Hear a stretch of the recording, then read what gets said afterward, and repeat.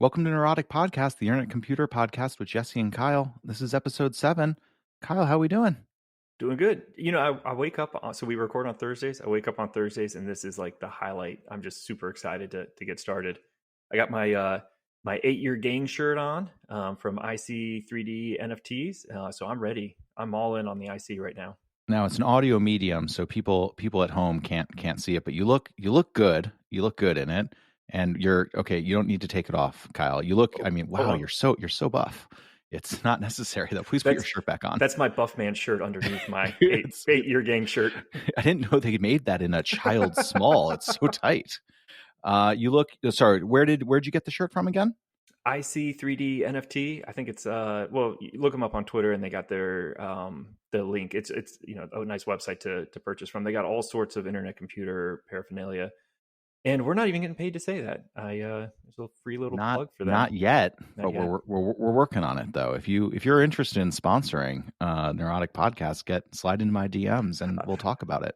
IC 3D NFT was like, oh, we were about to, but now we don't have to. Yeah, now they got that sweet endorsement. But yeah, but we give them a full ad read the whole bit, All right, let's do some follow-up. First up on the follow-up, I have an update on my sustainability proposal. I am living that NNS politician life and I'm enjoying it.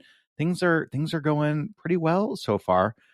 Besides getting dragged on Twitter by my podcast co-host for formatting choices, I'm very pleased with this. As of the recording of this, it's Thursday morning. There is almost exactly 24 hours left on the voting. We are at 15.3% yes and 0.187% no. And for no neurons that have voted, ICP maximalists and IC devs have both voted yes. CycleDAO, ICA, and Definity have not voted yet. So the nice thing too, going back to those known neurons, is that IC devs is no longer following the ICP-MN. So you got 2 votes from 2 different organizations to the affirmative. We'll see what CycleDAO does, and they're clearly not following ICP-MN anymore because their vote is still outstanding. You're the expert on the NNS here. Is this thing in the bag for me? Could it go either way? What is sort of my outstanding vote? Give me a little data analysis on what's going on here. Should we be setting up the fireworks or keeping it chill? I mean, it's the start of the fourth quarter. You got a 4-touchdown lead. It's really so you got a 62 million lead, voting power lead. The Definity Foundation could vote, I guess, against it. They're going to vote. They have 59 million votes. So even they can't stop the train. Them plus CycleDAO probably could. But I think you're pretty safe. Maybe if a few seed round investors and Definity got together, maybe they could stop it. But you're playing defense at this point, and you can just run out the clock. I don't really understand sports metaphors, but this is all for real? This is basketball you're describing? Oh my gosh. How many free throws do I So need to, in the last episode, the amount of disgust you had towards me for not knowing Aaron Sorkin is I'm now reciprocating that for not understanding a standard football analogy. Well, we're football. Oh, like Ted Lasso football. No, real football, American football. I'm going to take the side of the Europeans on this one. I don't even feel strongly about it. I just like the opposing opinion that the anti-American stance on sports here. I think my follower count, I lost the international followers on my Twitter account now. We're like 3 minutes in. It's time we got off track here. No, I've never been that into sports particularly, although I do actually really enjoy going to live sporting games. I think are super, super fun. And so I go with friends. I have a bunch of friends that, of course, love sports. And a funny thing is I have become a sporting good luck charm for them because Jesse goes to games and amazing feats of sport happen in front of him has become a thing. And so all right, give it an example. So when I lived in San Francisco, I used to go to Giants games all the time. I had a bunch of friends that are really big Giants fans. So I was at Matt Cain's perfect game that he pitched, which was that's how they feel. And so living in San Francisco, I became accustomed to a level of winning of having some sort of parade in my city for World Series champions every year. And when I moved to Los Angeles, funny enough, a bunch of my friends sat me down and they're like, we've talked it over and we're okay with you moving to Los Angeles, but it's really important to us that you not support the Dodgers. That's kind of the most important thing is you can't support the Dodgers. And I was like, I promise not to start caring now. Although actually the sports games, I've gone to a couple Lakers games recently, Okay. which has been super fun. And then I've been going, I really like going to soccer games actually. So we have Oh, the a Galaxy. no, well, we have a new LA team. So we have LAFC, which Oh, is brand new soccer team playing in LA. They're playing in the new stadium as well that is huge and beautiful and really, really fun, super outdoors. And I've been going to that. They've got a bunch of people involved with that. Will Ferrell is like one of the owners on the team. that makes sense. And so I've been going, a friend of mine has season tickets for that. And so we've gone to a handful of games. And that was really fun, especially since every time we went, there would be a new COVID policy for every different game we went to. But it's all outdoors, which was great. And at one point, we were Hmm. going to they had like a vaccinated only concourse, which was Okay. nice. So, Interesting. like in the bathrooms and stuff, you're still wearing masks. But at the time, it was very comforting to know everyone, even in this indoor area, has been verified and Hmm. vaccinated and things like that. But yeah, I love going to sports games. And I know I'm skipping ahead a teeny bit to recommendations here, but I've been watching Winning Time on HBO, which is the Adam McKay series starring John C. Reilly about Magic Johnson era of the Lakers. Okay. And it is fantastic. It is so good. I'm really, really enjoying it. And one of my favorite things about it is how they shot it. It's all shot on vintage film stock in real life as well, vintage film stock and mini DV tape. So it's all shot Really? super, super old fashioned. And then that film was processed in ways to highlight the fact it's film and then edited together. So they're constantly changing film grains and quality, but the film is kind of dirty and grungy and low contrast and it's gorgeous. It's beautiful and it feels so authentically vintage. It puts just a fantastic texture on the show and I'm really enjoying it. I love that you're watching a sports show and you're appreciating not the sports in it, but the cinematography within the within the show. Yeah, that's what you watch sports shows for, isn't I mean, there's some spoiler alerts to what's going to happen to the Magic Johnson, the Magic Johnson and Kareem Abdul-Jabbar do okay. I don't want to give anything This- away for 30-year-old sports history here, but I was just getting caught up to that part of the NBA's history. Hey, when did you move to Los Angeles? we moved in 2018. So again, in a stroke of luck, going back to your thing about how your good luck to your local sports is, I mean, it might have been 2018 or maybe it was 2017. I mean, LA had no football teams. Yep. Now they have two football teams, and one of them has won the Super Bowl inside their own stadium. So that's just kind of phenomenal. Okay, first of all, American football teams. The Dodgers also won the World Series while I've been here Oh, as that's well. true. So I am a uninterested. What do you call a monkey paw that has to ask what an offsides rule is? That's what I am You're like a to talisman. sports team. Yeah, exactly. I'm a good luck charm that has annoying questions and wants another hot dog.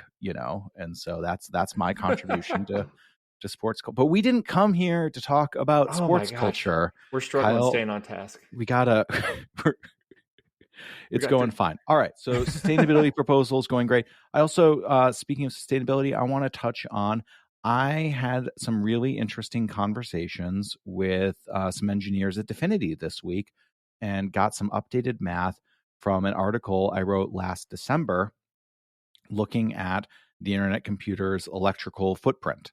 And the bottom line is I am bad at math and a bad engineer. And there had been some mix ups with the math in terms of converting kilowatt to kilowatt hours, which Mm. is kind of converting, comparing the rate of usage and creating an apples to apples comparison for these different systems.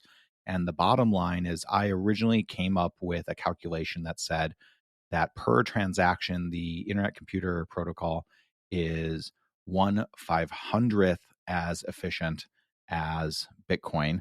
And I would like to recant that and offer up new math that ICP is 1/5 millionth of the electrical usage per transaction. And so there's an entire order of magnitude difference.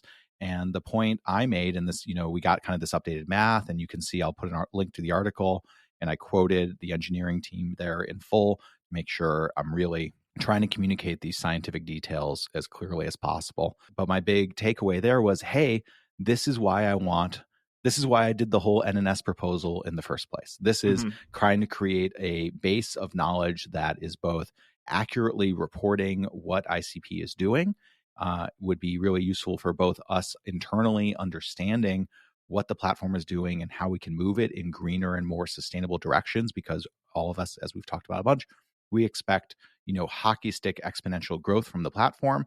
And so any kind of savings on electrical that we can implement now by design, not only will they be good now, but as the system grows, they'll become more and more important into the future. And so, so the good news is ICP is even significantly greener than I thought it was before. I need a new calculator and learn how to use it more effectively.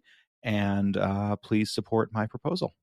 So that's good. So, I mean, obviously, and we talked about this last week, we should all be green focused, right? Because we have one planet. But also just going back to the point that it makes business sense, right? Like the more the more energy efficient we are, the cheaper it is to conduct transactions, and we can keep that 0.0001 ICP transaction fee can be held steady, right? We should issue the planet as an NFT, but not burn it, is what I'm trying to say.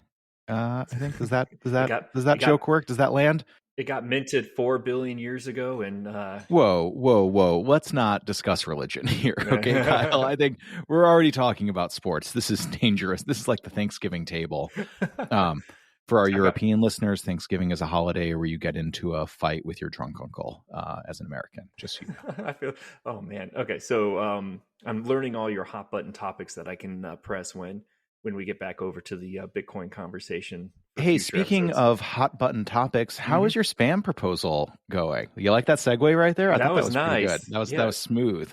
It's okay. So I want to try to be quick, right?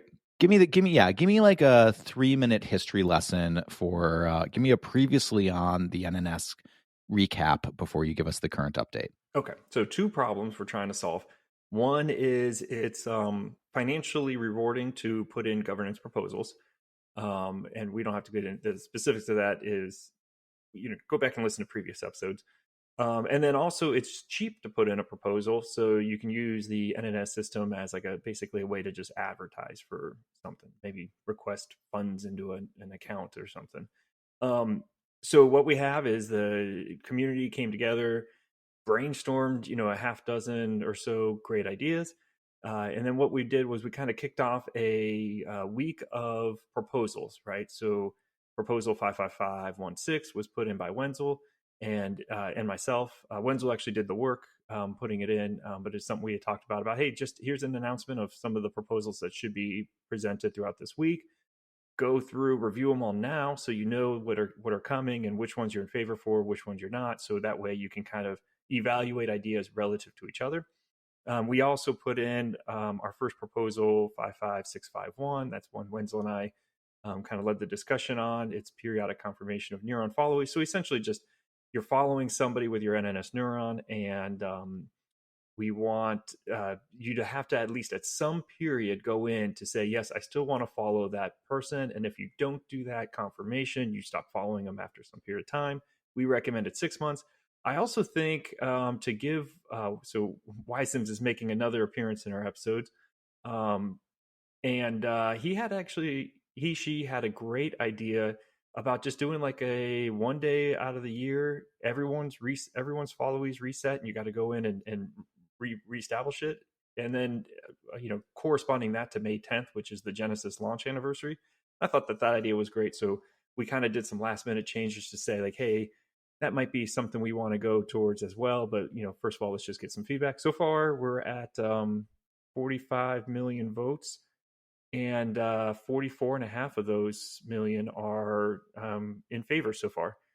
We don't have anyone. I'm scrolling right now. We don't have any of the named neurons that have voted yet. So these are all manual. I was just going to brag that I've got 62 million votes, but if you don't have your name neurons in yet, you're gonna kick my butt in a few days here when those come through.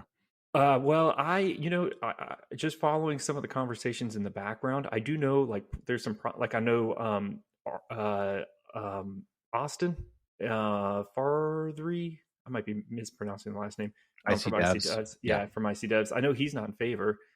So IC Devs may vote against it depending on their other two developers and how they vote.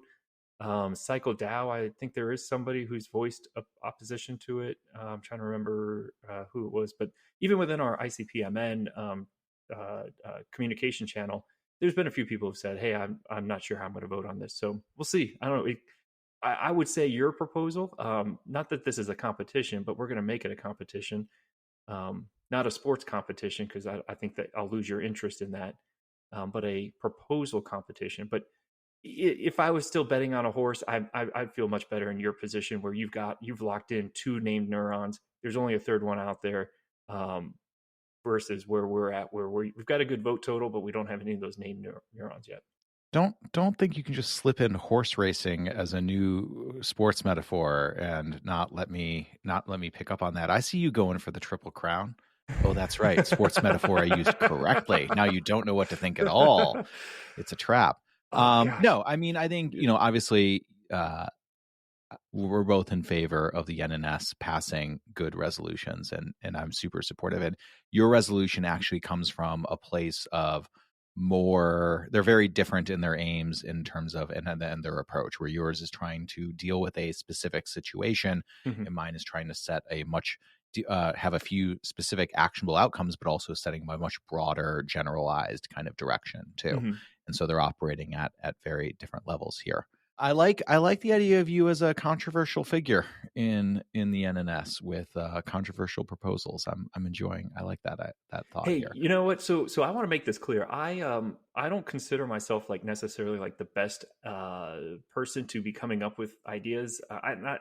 Uh, I would probably say Wenzel might feel in the same way. Really, what we're trying to do is just model the behavior, and what we're hoping is that it kind of catches on, and people smarter, like I hope some people smarter than myself, and who really actually understand governance a lot better than myself, or you know understand various aspects of the uh, what we should be doing for the how the NNS should be supporting the internet computer. I hope those people are just stepping up, right? And then that way, it's not just the Kyle voice.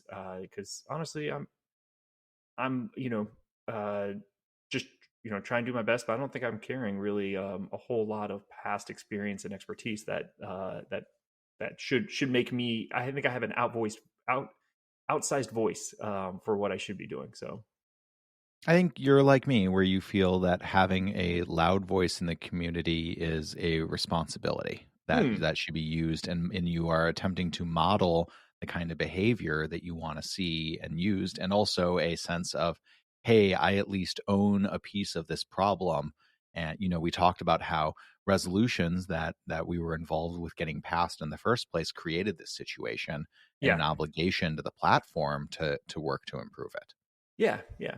Honestly, though, we're moving in such a great direction. Definity's vote is getting to be less and less impactful against proposals, as we were talking about for your sustainability proposal, where they can't even then themselves can't torpedo it at this point. And without the help of, let's say, CycleDAO or maybe some other seed round investors or something. Um, so yeah, I think we're moving in such a great direction, and I'm really excited about it. Ooh, I have to go vote for yours. Actually, I haven't voted for that one manually yet.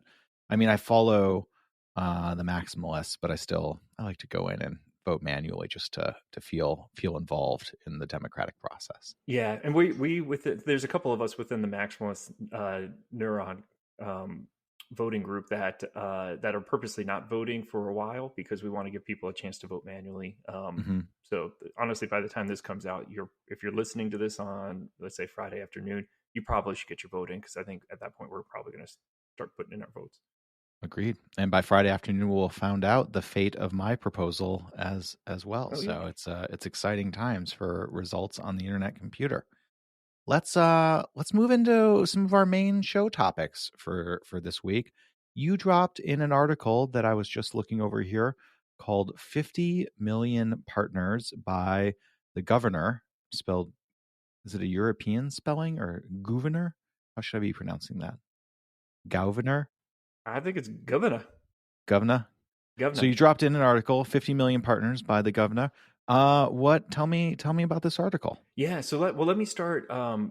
Let me start first and self plug Substack I put out there about Web 2 and fragmentization. Right. So primarily because I want to make sure frame this right is there's essentially what's going on with Web 2 social media. So Facebook, Twitter, TikTok, YouTube, is there's beginning to be fragmentation, right? So the big news is obviously Elon Musk trying to take over Twitter and his whole free speech. I don't know what you call it, push or whatever he's trying to do. But the biggest thing is that what we're seeing is 4 or 5 years ago you would have never guessed that Facebook or Twitter would face competition because they had such strong network effects. Their only competition was with each other. There wasn't going to be upstarts. And what we're seeing is that because of, um, for multiple reasons, social media is beginning to fragment, where it's becoming much more like I'm interested only in talking to people who have the same ideas as me, and I don't want to hear any other ideas. So I'm going to go join this social platform. Or I disagree with this specific social platform, so I'm going to go do a competitor as a form of protest. But these little pockets of fragmentation are popping up, and that's essentially taking this Web 2 social media, oligarchy and removing their biggest competitive advantage, which is the network effects of having the whole world be on their platform. And it's really this opening for Web3. So that's kind of like the background of what I want to say, just to get to the governor's article, 50 Million Partners, because in it, he talks about, and I'm going to say he because his avatar is a gentleman from, I don't know, the railroad days, maybe. I'm sure maybe it's a famous figure. I feel bad, I'm but almost positive that's a dead president right there. Uh, I've got a. My kids have a placemat of pictures of presidents. And so I feel like I studied that pretty well, and I'm not recognizing that face. But yeah, maybe we'll say he was a president during the You Gilded you Age. you keep talking about content. I'm going to mute myself, not listen to you, and try and figure out if this is a picture Can you of. do a Google image search on him? I'm gonna do a. That's exactly what I'm gonna do. Is I want to do a Google reverse image search. All right, you Well, focus on the important stuff. I will focus on this nonsense. but what's the important thing beyond the picture and who it is? Is there The something important? content, The the content content. of the article you wanted to. Yeah, You're the one that put this in the show notes. You said, I specifically said, "What do you want to do?" And you said, oh, "I have a lot to say." that's what this is, isn't it? This is No, just kidding. Okay, so that. so the governor has this great article. It's like a 15-minute read, so it's going to take you a little bit of time to go through it, but I highly recommend it because it has this great philosophical way of thinking about Web3 and how it could be used to further compete against Web 2. So one way is Web 2 is kind of self-defeating its own network effects, and in addition to that, the governor's kind of printed out this great and I'm stumbling a little bit because the article is so advanced in its thinking. It's like a level 2 thinking that I'm still struggling to quite understand the ramifications of it. But the idea is basically in a Web 2 world, you can't you really can't specialize a portion of a social media, right? Like Twitter couldn't have like a little area that a entrepreneur could have basically as his own, and kind of develop that. Like the closest thing is probably like a subreddit where you might have a moderator who kind of controls his little domain of a subreddit. But then the governor kind of mentions this idea of a franchise model where in Web3, you can create a social media platform in which you can basically franchise off that platform so that the franchisees can enjoy some of the network effects of being on one platform, but also have guarantees that a franchisee would want to make them want to invest in that. So this might look like, on like the case of Discover, it might look like having portals that people can own and financialize somehow, and because of that, they have an incentive to essentially develop that part of the social media platform, their little franchise corner. And in addition to that, they, because it's all smart contracts, they can have certain guarantees from the parent organization that they can work around, right? So that they kind of know what the future is going to be. And it's just that idea of this franchise model for Web3. It works for social media, but it could work for really anything on a Web3 platform. I'm kind of blown away by it. There you go. Those are the words I wanted to say. I have two things. One is I Mhm. totally agree. I think social media is uniquely suited for decentralization, both in terms of free speech issues that we've encountered with Twitter and just Twitter's handling in general. So there have been a lot of attempts at kind of dethroning Twitter. I guess, thankfully, not thankfully, Facebook is kind of dethroning itself as it just steadily evolves Self-implode. into your parents social media network and is of less and less day-to-day use for me, and feels less essential. I mean, what's been so interesting for me is crypto is so into Twitter in a way that other communities have moved on from. So I'm like unpacking all of my 2012 tweeting skills these days that I was using back in the early days of Twitter, are all back again, are useful for community building. And it's exciting and interesting to see it applied that way. But there have been a couple different attempts to create a new Twitter that is not so dependent on Twitter. And there was a real breaking point with the use of sharing social graph data with Instagram. So Instagram originally launched on the back of Twitter's social graph, essentially. And I've long thought it was a huge missed opportunity that Twitter did not purchase Instagram and instead let Facebook sneak out the door with it. Really, really disappointing from my point of view. There's been all these needs that social media is so broken, and moving to a decentralized system would offer both better options in terms of governance and better options in terms of censorship resistance, in terms of open sourcing data, and just you are putting so much of yourself into these, and then that data is being sold off. And Mhm. that old saying that if you're not paying for the product, you are the product. Yep. And that is super, super true. And so creating a decentralized system would really open up new opportunities for people that own these communities to actually own them. So if you're a business operating on, say, Instagram or especially on Facebook, I think I think we used this analogy before. Facebook is a mafia boss that wanders in and says, "That's an awfully nice follower list you have here," and then knocks over a vase and goes, "It'd be a real shame if you weren't able to reach them." And then you put up a post, and it's like 4 of your followers saw it. Would you like more of your followers to see it? Click here to pay us your money, because it's an advertising racket where you Mhm. build your own community and then they gate that community off from you, and the access is your money. And so I think a decentralized system offers a ton of new functionality. And I specifically think SocialFi creates a motivation to make that move too, because I think that's the other really big thing that's the holdup is you need to give people a reason to move off of these systems. And Right. so I'm going to pick on District just a teeny bit here, but I love you, District. District is at this it's at this nascent stage where it's just Mhm. beginning. And in so many ways, District is a clone of other social media, similar to the way that Discover starts as a clone of Reddit, but then needs to grow past them and needs to Mhm. grow past these, embrace the blockchain features, and then create feature sets that are unique and can't be replicated without the blockchain piece. And this is true for all the applications we want to see developed on the internet computer. Is how do you take unique advantage of the skills and the abilities of the internet computer? But social and SocialFi specifically, it is just a huge opportunity to create applications that can unseat these behemoths that are bad. They're bad for your brain. They're bad for your friendships. They're bad for your depression. I mean, they're bad. And so seeing opportunities for new things to come up and replace them, I think is super exciting. Yeah, and there's and I mean, you can see it right where within the internet computer community, we're still most of the social discussion is happening on Twitter or Reddit, right? And so we haven't migrated to these web platforms, and a lot of it is just, again, the platform.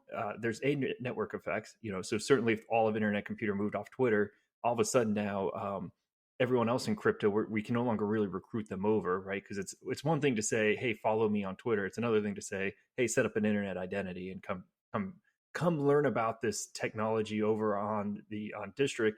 That's just a hurdle. um, so yeah, so I think, yeah, part of that is maybe you set up the clone, but then you got to be thinking, okay, how can this platform be used beyond it? I think where the governor article added, the mindset that he added for me that I was missing is also a revenue model where, let's say you want to create a platform. Again, it could be social media or it could be really anything. You can actually finance yourself instead of getting like VCs and being, again, basically creating another centralized solution that is controlled, where only the wealthy can invest in it and only the wealthy receive the benefit of it. Instead, you could create a platform and then franchise it off, right? You can kind of segment off various areas of your platform and say, hey, if you can support my platform financially, I'll give you these terms, and you'll have, basically like if you want to start a McDonald's and you pre-sale the first 10 franchises as a way to kind of bootstrap your own platform, your own parent company. So there's a revenue model there that I was missing. And then it also helps with adoption because you're not trying to attract, and he calls it so he talks about a chicken and egg problem, which makes sense, right? If nobody's using your platform, nobody wants to use your platform. So how do you get people to use your platform? Um, and then he calls it the penguin problem. And so the penguin problem is kind of similar to the chicken and the egg problem, but it's really that you have to solve the chicken and the egg problem in one small period of time. It doesn't do any good to get a lot of users but spread out, because your platform isn't providing value to any of them because they're spread out in time. So really what you're trying to do is get a lot of people to use your platform and to do it instantaneous, right? At it all at the same time. And so you could do that much easier if you start a platform that you franchise out, and then you're basically creating all these people who are not only funding your platform but also being the ones who solve the chicken and the egg problem and the penguin problem at the same time. So, anyways, it's just I'm trying to think through all of this and really how it impacts products that potentially could come out in the internet computer. And, anyways, leave that with just saying everyone should go read that article and maybe put some thoughts in there. I'd love to hear people's take on it. I mean, I think it's funny to call it the penguin problem.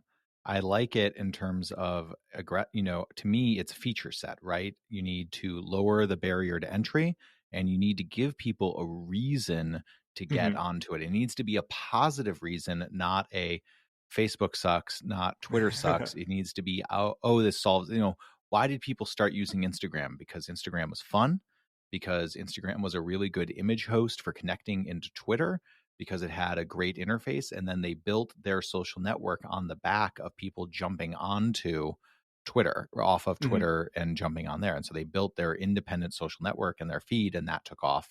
And obviously now they just rip off social media features from everybody else. But I watched the new Batman movie. I'm just slipping in recommendations everywhere. And he also has a penguin problem in that movie. Played, Popomch. yeah, but it was okay. It was You're all talking right. about the Michael Crichton Batman one? I don't think it's pronounced Cretan. Crichton, No, I'm talking about the Batman, the Batman. I the haven't. the new one that just came out. Anyways, I think I saw the Dark Knight. The Penguin's played by Colin Farrell, who's Oh, fantastic in really? it. Yeah, Interesting. Penguin's Colin Farrell. Robert Pattinson plays Batman. Zoe Kravitz plays Catwoman. Paul Dano as the Riddler. Jeffrey Wright as Commissioner Gordon. I mean, the casting That sounds is like a good John cast. Yeah. Turturro is in it. Andy Serkis plays Alfred. The casting's fantastic. It's fine. I don't want to be too critical. I feel like people are going to yell at me. I thought it was good. If you like the Batman, you should go watch Daredevil, the Netflix series, which is now on Disney. But it's a sort of street level. It's violent. Robert Pattinson plays emo Batman who wears eyeshadow. It's good. I like it. That sounds like he seems a little too skinny to play Batman. Well, He's he pulls it off. He's a good okay. he is a good Batman. I think he's genuinely a good Batman, and He I'm he's the one from excited. Twilight, right? Yes, and Okay. they don't make us watch his parents die yet again, and the pearls spread on the floor, which I really appreciate. That's one of my favorite like cosplays I've seen at, I don't know if you remember conventions Hmm. before we were living through a Yeah, they were panoramic. a thing. Yeah. So one of my favorite cosplays I've ever seen was someone, they dress up as Batman's parents, and so every time they see a Batman, they scream and die, and then spill pearls wherever they are. So they just see a Batman and then die on the floor, and I thought it was hysterical. And then Uh, is there like a comedy scene of people then slipping all over those pearls, that or would be, yeah. It's not that kind of Batman. This is a serious, gritty, street level uh, Batman. I did enjoy. I saw the one. I guess it was called the Joker with Joaquin Phoenix as Yeah, the yeah, yeah. Joker. That was, man, that did not leave me with like a, hey, let's have an optimistic point of life. After that, that movie was Yeah. rough to watch. What if the Joker was an incel? Was kind of the Yeah. premise there. Yeah, they kind of actually, the Riddler has a lot of incel kind of trapping things Hmm. going on too. But Paul Dano does a great job. Again, casting in this movie is fantastic, Perfect. and Okay. it's beautiful to watch. Again, cinematography, the way it's shot, Hmm. lighting, really really gorgeous film. It's fine. It's just not. Okay. It's totally competent. It's just not the best Batman movie ever. The best Batman movie ever is. Do you know what the best Batman movie ever is? There is a Batman, correct answer. Batman Forever. In, Or no, in, the Dark in, Knight. The in, Dark Knight Also incorrect. The answer is Batman Mask of the Phantasm is the best Batman I don't movie know what that ever. one is. You should watch it with your kids. It's outstanding. Not Is joking. It's Oh, okay. animated. It's Okay. good. Okay. One of the animated ones from the Bruce Timm. It was a spinoff from the Bruce Timm animated TV series. And so, yeah, fantastic Batman movie. Really, really good. Highly recommended. Okay. All right, we're just going to leave it there and we'll move on. One more thing that I wanted to close out regarding the governor's article is I have now unmasked who the governor is. The governor is William L. Macy. He is an American politician born in 1786 in Southbridge, Massachusetts, and died on the 4th of July, 1857 in New York. He was a politician, governor, cabinet member, and is remembered primarily for his remark, "To the victor belong the spoils of the Mm. enemy," which is, I feel like, how you kind of live your life. That's sort of Hmm. how you approach your NNS So proposals. I'm going to get some spoils at some point, huh? I think that's what we're all looking for here. That's why when you stake for the full 8 years, you get the T-shirt You get the T-shirt. and the spoils. What you said, William F. Macy? Was that who you said? That's the actor. I know. That's Fargo that you're Ah. thinking. Fargo and college admission scandals. But people make that get him confused. It'd be really funny if I just put a picture of William H. Macy instead of this one here. Are you putting it? You're going to put a picture in the show notes? Yeah, I was thinking we'll get Oh, fancy. the I was show art. thinking I'd put it in the show art. Are you Oh, seeing you see the show art when I put stuff? I don't see it. It doesn't play on my phone. What podcast app are you using? Google Podcasts. It should show up in Google Podcast. It doesn't. Well, I don't know that I've ever checked. All right, I just listen. well, Your work is really appreciated, but I I haven't looked. I had to find a picture of Skyline Chili. I had to choose a picture of Skyline Chili, and then I had to broadcast out a picture of Skyline Chili. And I do this for you, Why Kyle. didn't I do this for you. why didn't you just put the half dozen pictures of my Cincinnati chili that I made that I sent to you in the Slack channel?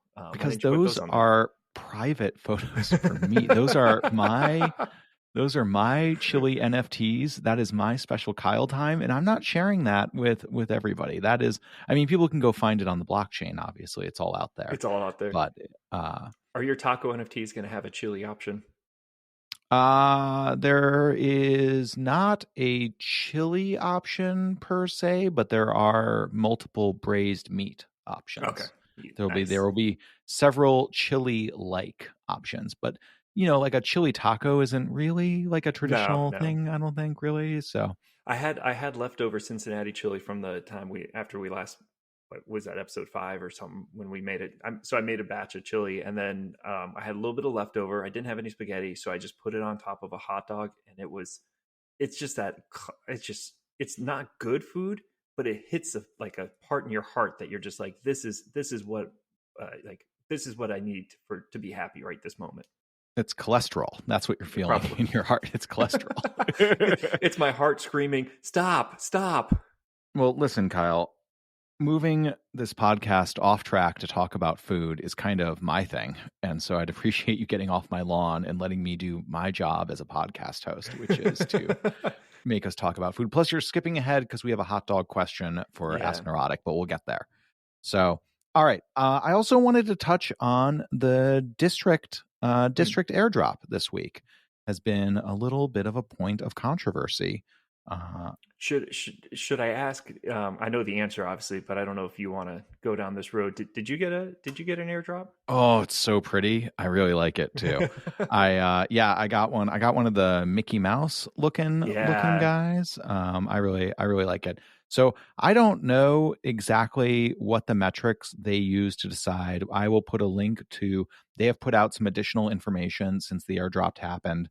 But the bottom line is this is a free airdrop that they did to district users, and they did a super complicated algorithm to figure out who would get it. I think they only airdropped about 2,000 out of a total collection of 10,000. And they worked very, very hard to avoid distributing to bots and replicable people. And there's, a lot of people doing sort of airdrop farming and creating fake accounts in order to give the appearance that there are multiple people in order to collect multiple airdrops. And so District worked very hard. I'm not really going to comment on if what their approach was good or not, but what I would say is they made a decision about how they wanted to approach it, and that involved sending out a limited number of about 2,000 out of 10,000 for the first set of airdrops.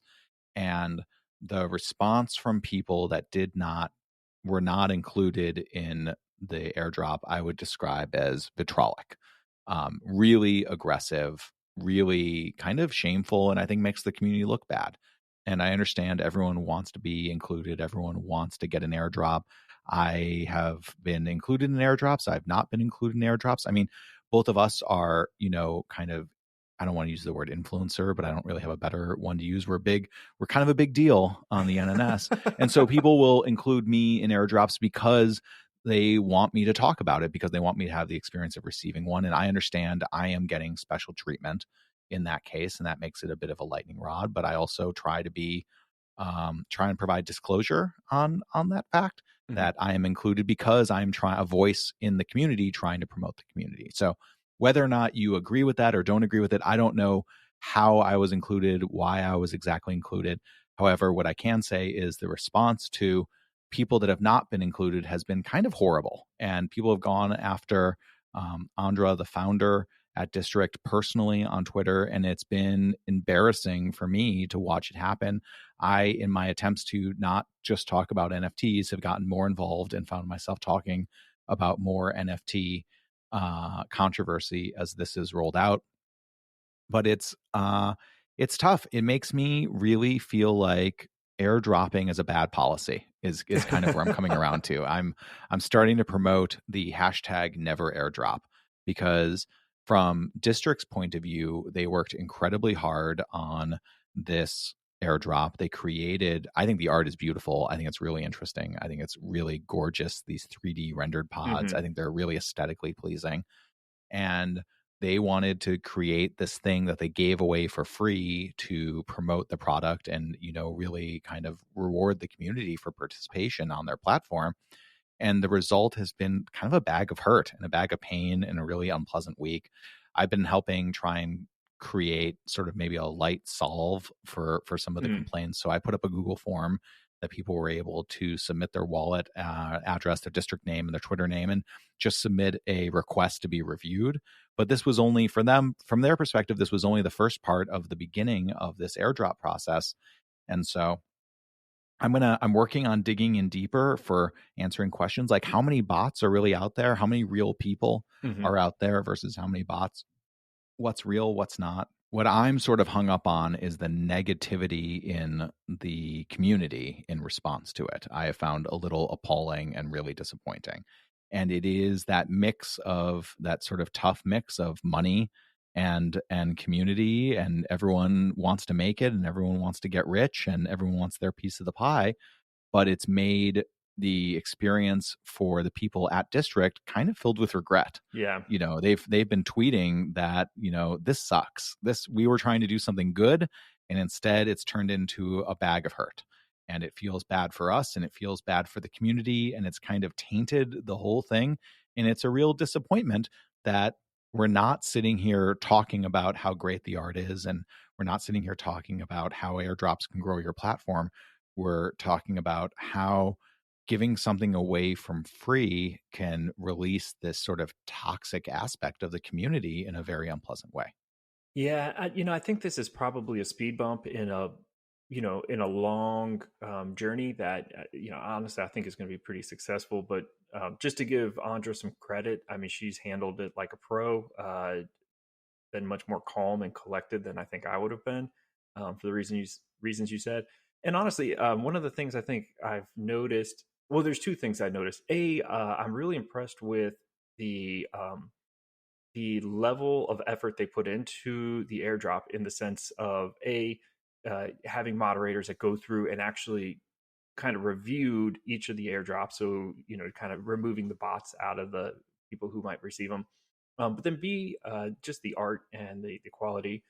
And then in addition to that, they also um, they teased the airdrop for a while. And so in my mind, it's kind of like, well, if you were getting those teases and you wanted it, you probably should have started using the district app, pretty regularly. Um, so I mean, that was the whole point: is you tease it to get people to use the app and get again, going back to that penguin problem, right? That's a solution for the penguin problem, and that it seems like that kind of got lost. The other thing I've noticed is people are selling theirs. I'm honestly like, there's no desire. So I did get one. I don't feel guilty at all for getting one because I use the app, not as much as I wish I use it, but I use it still pretty frequently, and at least check on comments and stuff like that. And I don't know. I feel like District has teased these things enough that there's going to be some purpose to them beyond just here's a pretty pod that may or may not open up at some time, but that there might be some functionality within the site. There's no chance I'm getting rid of mine. So I'm just saying that. I'm starting a rumor that there's just icy tuts inside of each one. That would be oh my there's gosh. there's an icy bucks with a picture of an icy tuts inside worth $0 inside. It's just memes all the way All the way down. down.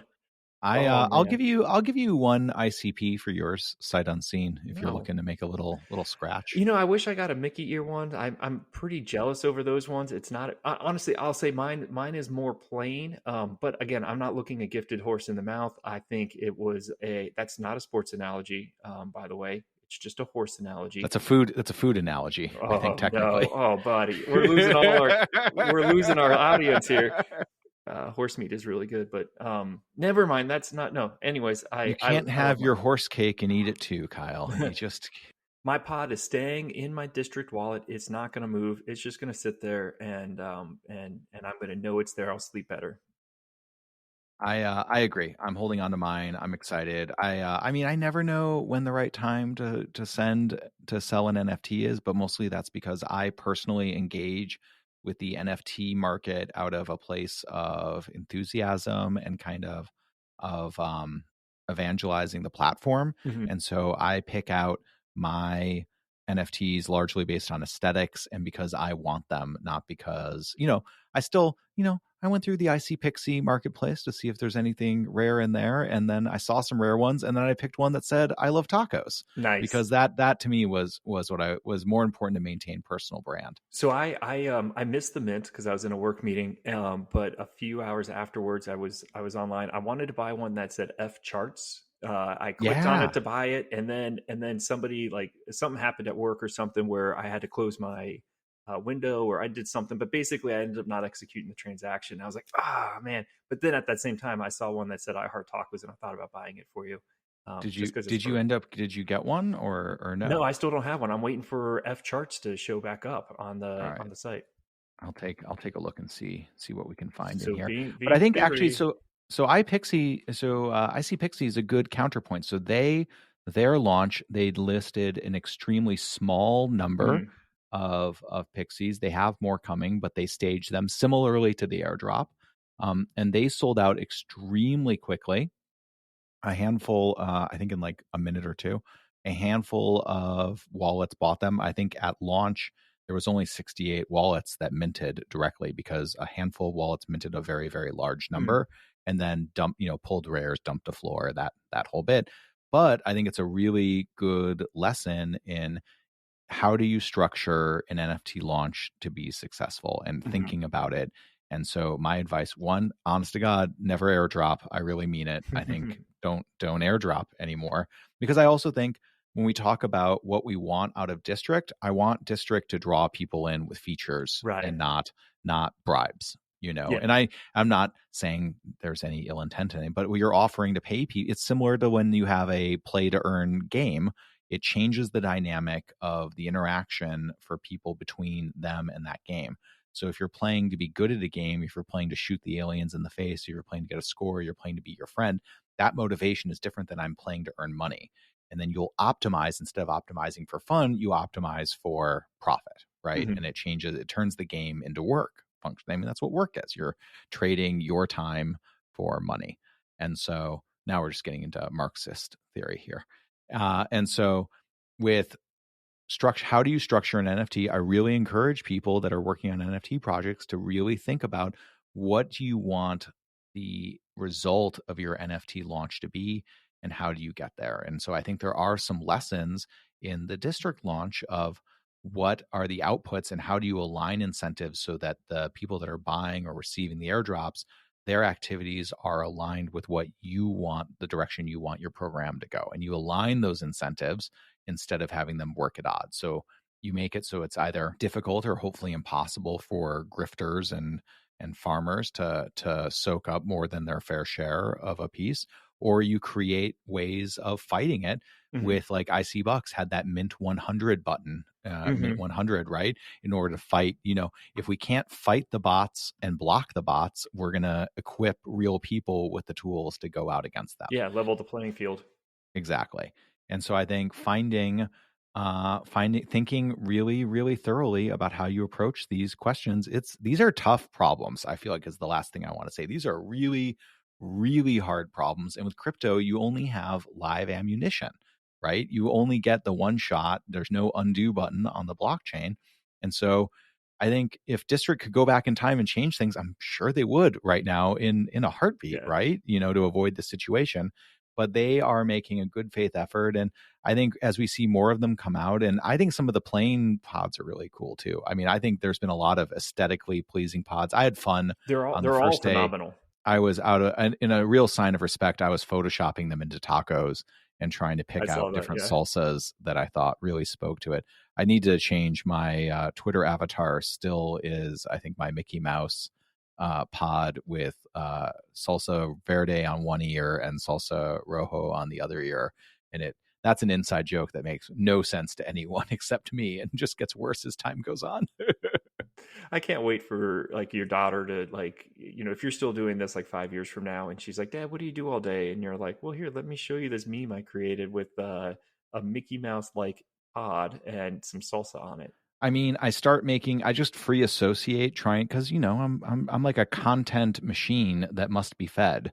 And so I'm just constantly I made two different we bought a zoo I memes saw, yeah. yesterday. I actually am pretty proud of my we bought a subnet meme version of it. I think it's pretty funny.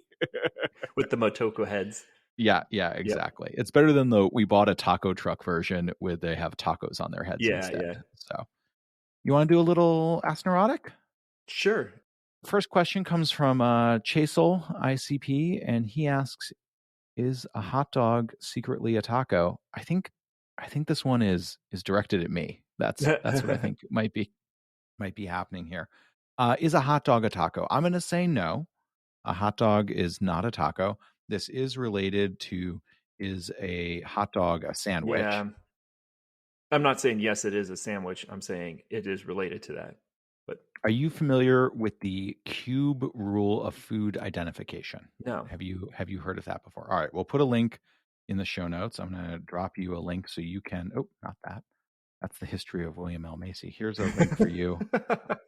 So if you scroll down to the hand-drawn chart, the cube rule of food, it shows a cube and it explains. So toast is just the bottom layer of a cube. A sandwich is a top and bottom layer. A taco is 3 sides of it. Sushi is round. Soup, salad, bread bowl is an empty cube, and a calzone is a completely enclosed cube. So I guess a hot dog. I mean, I guess a hot dog would be a sandwich in this particular, according to the cube rule of food. It's kind of a So V-like shape. it's a in like rotated 90-degree sandwich. Is that what is? I'm looking at this cube. I'm not quite understanding how it makes it a sandwich. And under Okay. this, from this cube, right? Wouldn't this Well, is a basically hot say? dog a taco? Is the question we're trying to answer here. Oh, yeah, that's true. Okay, yeah. Oh, yeah, that's true. That's a good point. This is some high quality podcasting This is content we're generating here. we're not only are we talking about like a subject matter that is like not the intent of the show, but we're also referencing visuals in a podcast that the audience can't hear. All right. Well, if you are better at using your podcast client than Kyle is, if you look at it right now, you should be seeing the cube rule of food to help understand exactly what your choices are. All right. I'm going to go with yes. You know what? Okay. I'm going to go with yes. I'm going to hot take yes. Wow. It is a hot dog is a taco.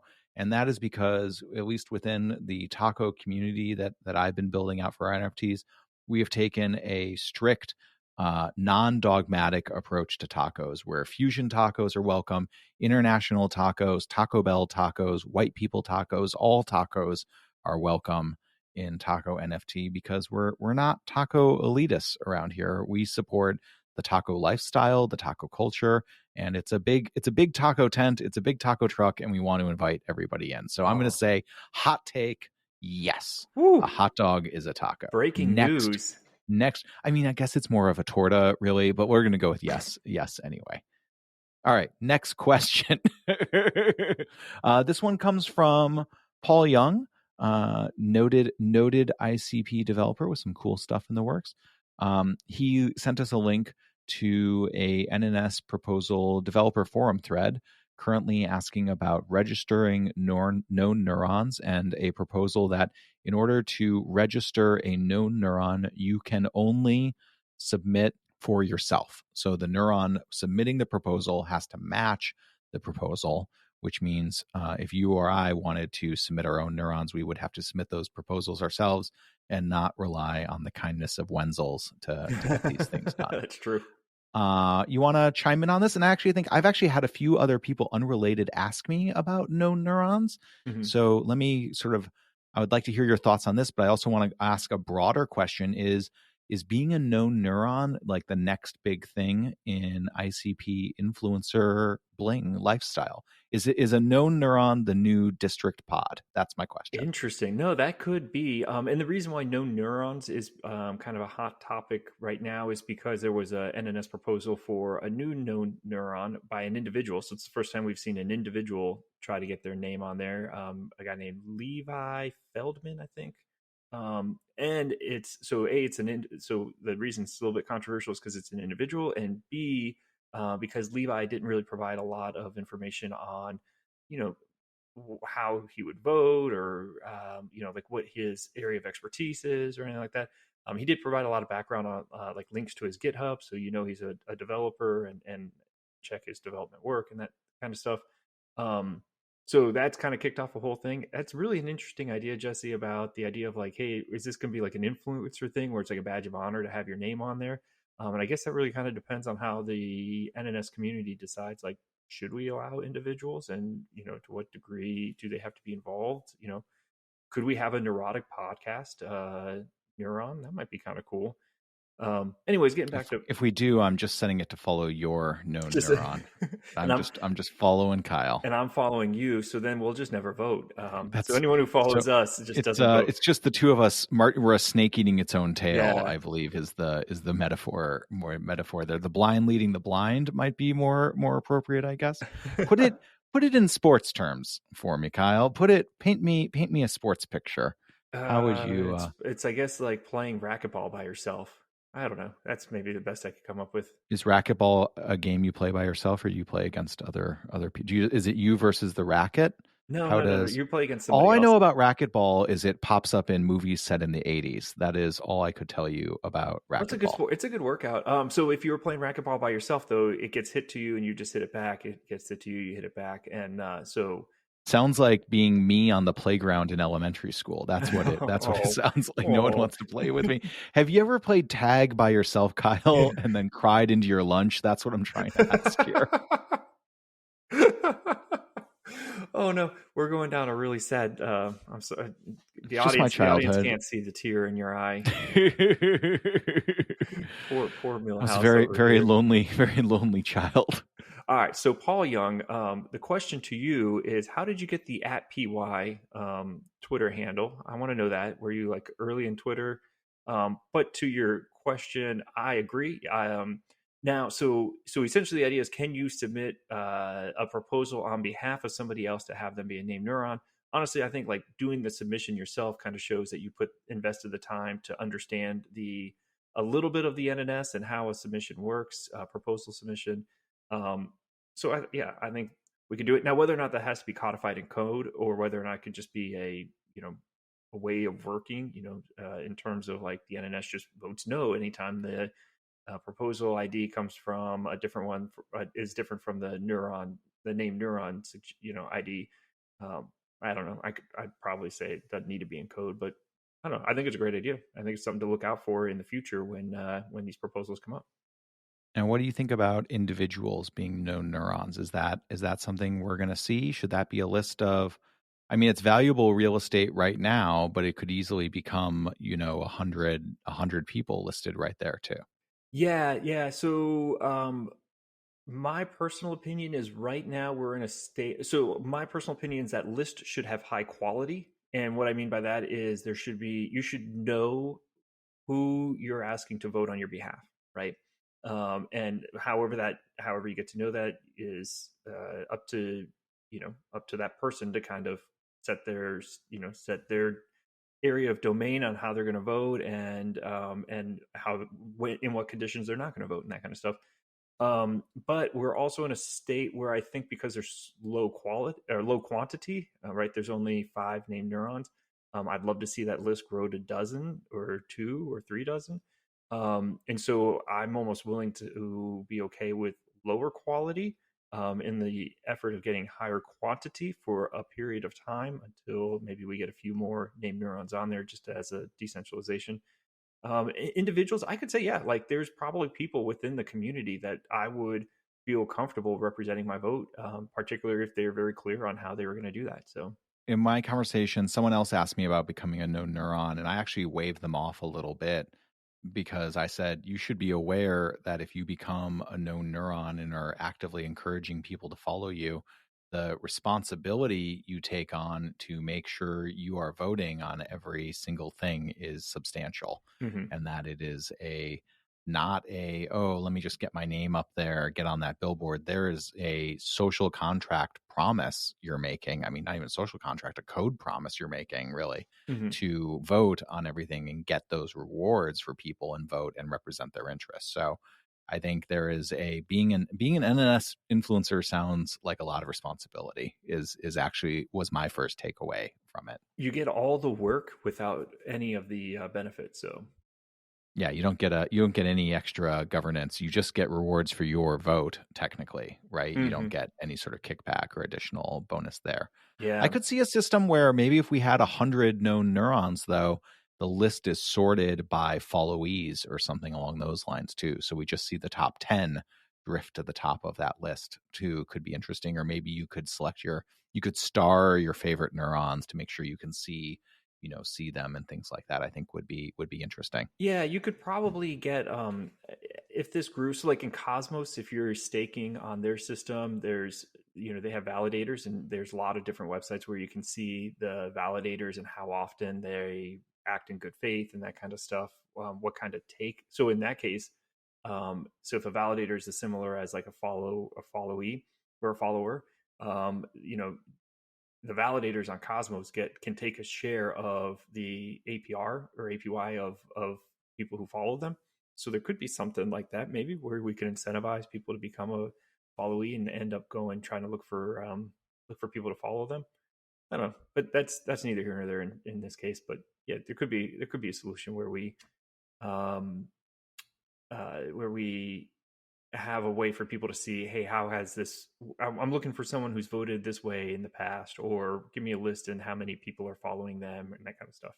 Yeah, I think it is. I'm just thinking. I've got an idea for a free software project. I'm just going to throw it out there. NFT Geek, but for neurons. I think would Mm. be really interesting. Some sort of interactive tool for browsing neurons and their voting history and being able to. That information's all. This is what I love about blockchain technology. Like this is all out there. Hmm. Someone has to just go out and analyze it. Yeah. And so I think there could be a really interesting, similar to like NFT Geek. How do we create charts? How do we create Hmm. visualizations? How do we make this data? I'm kind of stepping into your area of No, I expertise mean, right and here. that tool would be really simple because you could just pull from the dashboard's API when like when the ICP-MN votes, how in the last proposal, how many people voted, right, or what voting power did that go, and so you would know with the voting, how much voting power is following a named neuron. Um, so yeah, that's easily that would not be hard from a data perspective. I don't know about building it out in a website or something like that, but yeah, no, I love that idea. We've got one more question here I wanted to tackle. This one comes in from Kayer Sebastian. Kayer asks, so I have a staked ICP neuron 8-year dissolving. If I add ICP to that neuron, is it also by default dissolving? English kind of hard here. Sorry, normally speak French. Merci from Quebecois. So I included this for two reasons. One is I love answering questions about, hey, what happens if I do this on the NNS? Because I think I actually have had, as I've gotten deeper into ICP, I think it's because of tax season. I had like 4 real life friends reach out to me and be like, hey, I'd like to stake. And so I've been having conversations with them and explaining ICP is a lot. Yeah. You have to, especially when you're like, okay, well, let me explain what Bitcoin is. Let me explain what Ethereum is. Let me explain what ICP is. Let me explain how the NNS is. Let me explain what a DAO is. Let me explain what staking is. Hmm. And then we finally get to the neuron rewards calculator, which is where the rubber really hits the reward. But this stuff is super complicated. And I really like answering questions that help us demystify how it works. And so please keep sending questions like this in. So that's question one is I think answering these, how does the NNS work questions. I always love tackling them. And two is since Kayer is Quebecois, I would like to talk about poutine. So let's start with the first question. What happens if you add to an already dissolving neuron? So when you add ICP to a neuron, nothing changes about the state of the neuron except for the amount of ICP that's locked into it. So if it's already dissolving, it's going to remain dissolving. If it's already locked, it's going to remain locked. If it's the dissolve delays at 8 years, it'll remain at 8 years. If it's less than 8 years, it'll remain at whatever it was before. Or the other thing that will change though is your maturity will change. Your maturity will go down because maturity is a percentage of the total staked. So when you increase your stake, the amount of maturity as a percentage of that will necessarily decrease. Boom. Get to poutine. Pouton? Well, That sounds maybe we should wait on poutine till let's do recommendations and we'll okay. we'll slip a little poutine into the after show like a late night snack. Okay. Like overtime in a sports ball game. Sports ball game. Gosh, sound like my wife. Excellent. Let's why isn't your wife ever on this podcast? That's what I want to know. She's wondering the same thing. I'm not even sure, I think does she exist? Is she, I've never seen her or talked to her. She's real, I swear. You're just like, here's a picture of this person that's definitely not an actress and these are my totally real 4 kids. They look enough like me to pass for my kids, right? I just think it's weird that you named all of your kids after the founders of Tonic. Like, I feel like Bob Bodley is a weird name for a girl, but it's your family and you can do what Like, you like. wait a second, she's 11. When did you name her? Kyle, let's do some recommendations. Uh, I like your new game of ambush Jesse with recommendations and see what he's got. What do you have for us this week? I'm going to shock you by going mainstream and contemporary and just say Upload. It's a show on you look like you've seen it before. Amazon. Amazon. Yep, it's a It's show on on Amazon. Amazon. I love Upload. I think Upload is fantastic. I really, really like Upload. It's created by Greg Daniels, who created the American version of The Office, is what he's largely known for. If you have you watched The Good Place? No, my wife has though. Oh, have Cuz I got a she show? Okay. So the thing about Upload is it's kind of like the best thing about it is it's kind of like The Good Place. It's Okay. Good Place with a layer of technology Mhm. layered in. Why don't you explain the premise of Upload? So the idea is it's like a metaverse, but only for dead people, right? So you when you die, you have the option to upload your consciousness to metaverse like world, and so and that metaverse can interact with the real world. So there's kind of some cool play on this person's dead, but this person isn't, and yet they can interact and make phone calls and that kind of stuff. So Yeah, so you're uploaded into a digital heaven, but it is a digital heaven run by a corporate. It's a by corporate Amazon, corporation. this is Yeah, like by this is like Amazon. It's essentially by Amazon. Amazon's basically like, if you guys give us too much power, this is what we are going to do to you. So, and then it's a money making venture to squeeze more dollars out of people in this. But yeah, it's really interesting. They can make it, and then there's a romance plot. So the main character is a programmer who gets. I don't think that's really spoiling too much there. It might And be. all Oh right, well. well, I'll bleep that part. Nah, leave it in. Yeah. So there's a programmer. He ends up unexpectedly, surprisingly, in the metaverse, and then he has a romance with one of the help desk people, essentially, Mhm. that they refer to as angels that jump in and are involved in helping it. But it's really interesting, and like I said, tons of philosophy kind of wrapped in there. I think their approach to bringing technology to life is a little bit novel and kind of interesting in terms of, there's class issues Yep. definitely at play. I really like it. It is not as good as The Good Place, but Okay. here's the good news. Here's the really great news, Kyle. You can go watch The Good Place for the first time, and that show is the best. The Good Place is amazing. Season 1 is a flawless season of television. I Okay. cannot recommend it enough. Kristen Bell and Ted Danson Mhm. star in it and are just incredible. Kristen Bell is hysterically funny.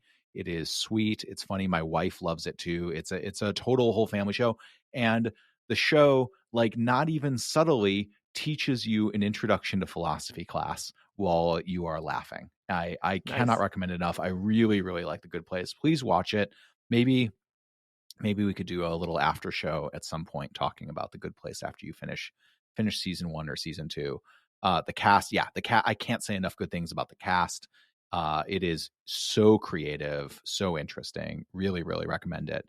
And so that also shares DNA with The Office as well. Okay. I'm laughing because you've turned my recommendation into your recommendation, This is like and my it's not even fourth like your secret actual recommendation. recommendation. Yeah. Well, I can't. Yeah, so I am gonna get to. All right, so I've got a recommendation. I think it's gonna be a new one. I wanted to go a little bit different here. I'm recommending a British TV show called Taskmaster. And the good news about Taskmaster is something like all 8 or 12 whatever seasons are available on YouTube. Ooh, So that's a you lot. can watch the whole thing. It is fantastic. I really, really love it. It is a comedy reality show, let's say. It's a UK comedy show.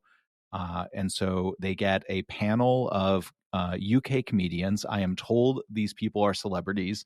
I am lucky if I know who one out of the 5 people are, because the bar for celebrity in the UK is much lower than it is Okay. here, and based on what I've seen.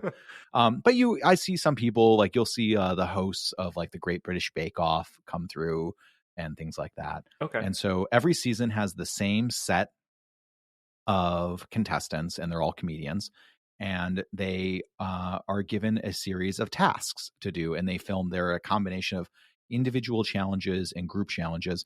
Those are all filmed like as offsites, and then they bring once a week, they film those like during the week, and at the end of the week they bring all the contestants onto a stage with an audience, and they have some competitions that they do in front of the audience, but mostly they review and play back the footage for the comedians who then get to comment Oh, on okay. it. So it's like a And little so like mystery science theater. it's not exactly mystery science theater. I Okay. feel like I'm not maybe not describing as well. I have put a link in the show Okay. notes to one of my absolute very, very favorite uh, bits from it. So it's a 12-minute segment from the show. The challenge is get this potato in the golf hole without touching the green. And so you get to watch a handful of British comedians attempt to get a potato into a golf hole. And I am not joking. I'm completely serious. This is the best piece of sports you will ever watch. I watched it with your wife, your kids, totally appropriate. No problem there. I cannot recommend the show enough. I absolutely love it. And so the season has all the same people. And so they develop a rapport and a relationship with them over the course of the season, and jokes form. But because there's like 100 hours of it, there's like an unlimited volume of this content just Hmm. waiting for you to go out and watch it. And it is the best. It is Oh so man. funny, and it is so creative, and it's kind of wholesome. And I also just love that it's a perfect, hey, I want to watch 10 minutes of something, Yeah. kind of thing like that. So highly, highly Cool. recommended. Go watch Taskmaster. It's the best. I do love those situations where you never heard about a show like this, and then there's an abundance of content that's created, and then you learn about it, and you can just binge. Like I don't know if you ever watched Impractical Jokers, but Yeah. that was for me. I just learned about it like 3 years ago, and was like just on YouTube, episode after episode after episode after episode, and it was the greatest weekend of my life. Maybe that's a bit that is hyperbole. that is. I mean, you have 4 kids. You should pick a favorite, and when they were born should be the greatest weekend of your life. I'm not telling you how to live. I'm just saying, if your wife listens to our podcast, hi, Kyle's wife. I totally believe you're real, and I'm sorry that Kyle has these priorities. I'm trying to teach him to be a better dad. I'm working on it. She's like, "Oh, that weekend where Kyle was just in front of the TV the whole time and not bothering me, that was the greatest weekend of my life too." She's like, that was the greatest weekend of my My life. life. Forget what Kyle thinks of it. This opinion doesn't No, matter. I learned about it on a guy's weekend, and so Mm-hmm. like waking up at like 10 a.m. completely hungover and just like not wanting to move. Right, it was like the perfect just being hungover and watching like binge watching until like 2 or 3 p.m. It was Awesome. Yeah, you can definitely have that experience here. I okay. think I think I you're can't gonna wait. I really I can't think you're wait. gonna like it. I'm excited. I'm excited for you to watch it. I have more TV shows that are the best TV shows you've ever seen that you've never heard of. I'm just trying to stockpile them Okay. because I feel bad that I've already put in like 4 media recommendations in this show as it is. So all right, I think we have to wrap up because we can then segue to the after show where we can talk about poutine, which is all we've been really trying to get to here. So, thank you to everyone for listening. Thank you to Kyle, as always, for hosting this podcast with me. You can follow me at ICP Jesse on Twitter. You can follow Kyle at Kyle Langham, and you can follow the podcast at Neurotic Pod. Please ask us questions, send us topics, send us Ask Neurotic. We love hearing from you. We love feedback. We really appreciate the interaction with our audience, and we couldn't be doing this without you. So thanks for spending this time with us every week. We really appreciate it. Kyle, say goodbye Goodbye. and cue the outro music. And let's talk about poutine. So poutine is that I kind of I know enough about it that I think I could start talking about it, but I just it's a cheese, right? I was honestly hoping you wouldn't know what we were talking about, because then I could tell you about Okay, poutine, okay, which okay. is Let's go. Let's. it's an even better discovery than William L. Macy, which is hard to believe, but I really think it is. All right. Let's go Why don't back. you I don't tell know. I me know nothing about it. Let's you start tell there. me no, I want to hear what you think poutine is. I'm I think it's a excited cheese. now. I think it's a That is cheese, a crumbly cheese, maybe one that would be on okay. a charcuterie board. A Char- charcuterie bird. Yes. charcuterie. Sure. Anything you are very wrong. Would you like to add anything else to Hmm. this Is guess? it a French fry dipped in mayonnaise? You're getting close. In fact, if you were to take your 2 ideas and layer them on top of each other, you would be actually almost there. Like You're so close. like cheesy fries? Is it Like cheesy fries. So all right, so poutine Quebecois. So Quebecois, for I guess now I'm you're talking to directing me this now. at our Europe. Yeah, so Quebecois are Quebecois is French speaking Canadian. So you get the French food traditions with Okay. Canadian hospitality, and Oh man. I have a lot to recommend. There are a lot of really amazing restaurants in Montreal. So poutine is French fries topped with cheese curds and a brown gravy is what it is. Oh, And okay. so it is back when I owned a restaurant, it's what I referred to as fries with good shit on it. And it has been called Canada. I'm looking at the Wikipedia to make sure I'm getting all my technical details right. It has been called Canada's national dish, although some people believe labeling it this represents cultural appropriation of the Quebecois. So it's a little touchy. There's always a separatist movement trying to split off Right. French-speaking Canada, but it's fantastic. I mean, speaking of feeling it in your heart, Hmm. this is the good stuff. But what I really like about it is it requires cheese curds. And as someone that grew up in Wisconsin, cheese curds are very near and dear to my heart. So to make cheese, you this is where you obviously thought the after show was going. Let's Yes. talk about how to make cheese. So you take delicious milk, you add rennet, which is actually an enzyme sourced from the cat from stomach, from Okay. like a sheep or cow Oh stomach, yeah, yeah. Okay. and that causes it to congeal and forms a gelatin, essentially, of like a cheese jello. And then that is cut and pressed, and that separates out the curds and whey, which you've probably heard Hmm. before. And so the whey is this sort of protein laden milk waste product, and it's delicious. You can make it with you cook with it. You can braise pork in it, is in its classic Italian dish. You can also then add more rennet and make ricotta out of it, so you can get like a second use Ah. and pull ricotta out. But then you take the fresh cheese curds and you press them to drain out all the moisture, and then you get what are called curds. Then those Okay. are the curds. So really fresh cheese curds have a totally unique texture that goes away after a couple days, and you can tell a cheese curd is fresh because it'll squeak on your teeth. Like you can actually Ah. hear it Okay. while you're eating it, that kind of squeakiness. And so curds can only be made super fresh. You have to get them fresh from the cheese factory, from the cheese minting, the Okay. cheese Yeah. mint. Um, They're only a lot of available farmers midday. markets. If you go to farmers markets, there's almost always cheese vendors that'll have like curds, and oftentimes they'll be like tossed in garlic or dill and things like that are really good. But Hmm. as a nice Wisconsin boy, I loved eating cheese. Cheese curds are great. But yeah, so poutine specifically has to have gravy, good fries, and cheese curds, and then you see all sorts of fancy versions of it. But it is, I mean, what's not to love about cheesy fries? Right. And now it's engaging in a national tradition. And it sounds like the cheese is of higher quality. It's not like nacho cheese. It's not nacho cheese, no, and so So you get this good cheese. you can here. I'll put I'll again, we're gonna have to get you on a podcast client where you're seeing all the hard work I'm putting in for these. It's probably just that I don't look like I start the podcast with my headphones in, and then I usually am doing something like cleaning or walking around the neighborhood or something. Kyle, you should listen to Neurotic podcast. I think you'd really like it. I think it's relevant to your interests. All right, so here's a link to the Wikipedia article on poutine, so you can see the picture there. But it's Okay. not melted. The cold whole curds are placed on top of the warm fries, and that contrast in both texture and temperature is really important here. That looks so good. It's I would so eat good. so much of that right now.